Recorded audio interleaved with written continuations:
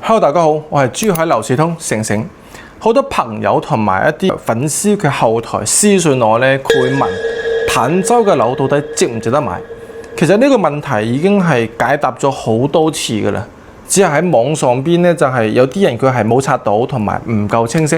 咁我今日再去明確、簡單、直接同你詳細講多次，坦洲嘅房到底值唔值得買？呢個問題圍繞去講下嗱。我要先將個問題拋翻俾你。如果你有關注坦洲同埋想睇坦洲，咁證明就係你嘅預算係有限嘅。有限之餘嘅話咧，咁你又想買新樓同埋更大嘅樓，咁坦洲一定係非常香嘅，係咪啊？咁如果係話你預算係比較充裕嘅話，珠海一定係唔錯。咁啊，畢竟係特區嚟噶嘛，係咪啊？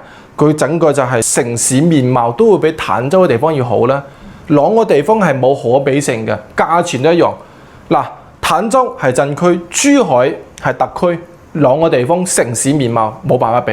第二點，咁價錢坦洲比珠海平一半都唔使喎。咁我哋坦洲呢個地方嘅話，更有嘅一啲優勢喺邊度嚟呢？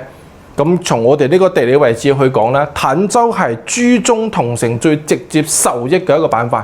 咁我哋坦洲呢度嘅地理位置，距離珠海市區5分鐘，可能就一路之隔到珠海市區5分鐘。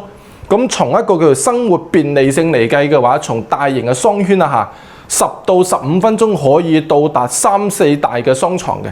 三無會員店比較熟悉㗎啦，係咪啊？珠海環宇城都熟悉吧？華發商都熟悉吧？10到15分鐘係可以完全可以到達嘅。咁出行到一啲叫做港珠口岸以及港北口岸嘅話，只係圍到20到25分鐘，而且仲係有專線嘅。返澳門上班嘅到港北有紅巴A 線 B 線啦，20到25分鐘，樓下5蚊雞可以到㗎啦。咁你如果係想返香港，亦都有直達嘅。到港珠口岸嘅話就係圍到25分鐘。你想轉車金巴嘅，返到過香港1個鐘嘅啫。如果係想坐直達，咁無非1個半鐘到2個鐘嘅時間，就睇中間換乘方面即係過關方面就遲少少嘅啫，係咪啊？所以我覺得我坦洲嘅話係有非常之大嘅優勢嘅，預算有限，坦洲非常之唔錯嘅。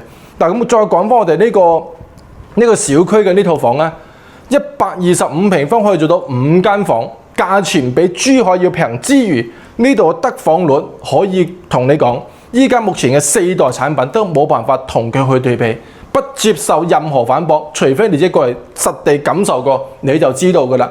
125平方5間房，得房率達到100%，超100%。入戶呢個位置完全送俾你，呢個空間你唔好覺得話細喎，送俾你不含面積嘅，你就可以裝翻個門，開發商允許㗎送俾你。加埋呢間房係6間房，咁再到我哋呢個位置入戶嘅呢個咁樣鞋櫃位，嗱，玄關幾咁闊啊，係咪啊？100對鞋放度啦，就呢個位置。再加埋我哋呢一個位置啦，亦都係不含面積嘅，超10個平方，書房、雜物房、電競房或者一個休息區，唔得咩？得㗎，加埋一間房，嗱，已經第2間房啦。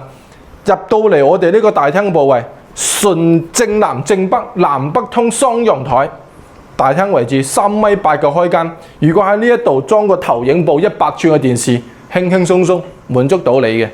200萬樓下就可以攞到呢啲房，你喺珠海冇500萬，你都唔需要諗啊呢啲房。咁我哋呢度返到珠海市區5分鐘㗎咋，兄弟。咁你話坦洲嘅房到底值唔值得買？呢個問題都拋俾你，你啱唔啱啊？望翻出我哋呢個小區嘅園林係小區嘅中值線視野景觀面非常之好，不扣路睇小區，而且樓間佢夠闊，呢啲好過你望出邊嘅路邊啦，係咪啊？怕嘈啊嘛。咁我哋呢入邊嘅話 O 唔 OK 啊？嗱，再到呢個就係餐廳位置，望出去亦都係冇遮擋嘅，係咪啊 ？OK 㗎，呢啲位置。再到我哋呢個廚房，非常之方正嘅，標準方正，3件套都係標配嘅啦。洗碗機啦，安排埋俾你嘅。珠海你真係你唔好再問我就係坦洲嘅樓值唔值得買，我覺得就係純粹睇人嘅。其實你覺得係有需要，你覺得合適咁你就買。係咪啊？畢竟房都係商品嚟嘅啫嘛，所有嘢就係要睇自己嘅荷包去食飯啊嘛，去買嘢啊嘛。如果你自己係覺得你一個銀包係即係預算充裕嘅，珠海嘅，我覺得紅樹灣啊、中海環宇天下呢啲咁樣非常之正啊，去買啱嘅其實。咁嗰邊就係3萬幾4萬蚊一方啫嘛。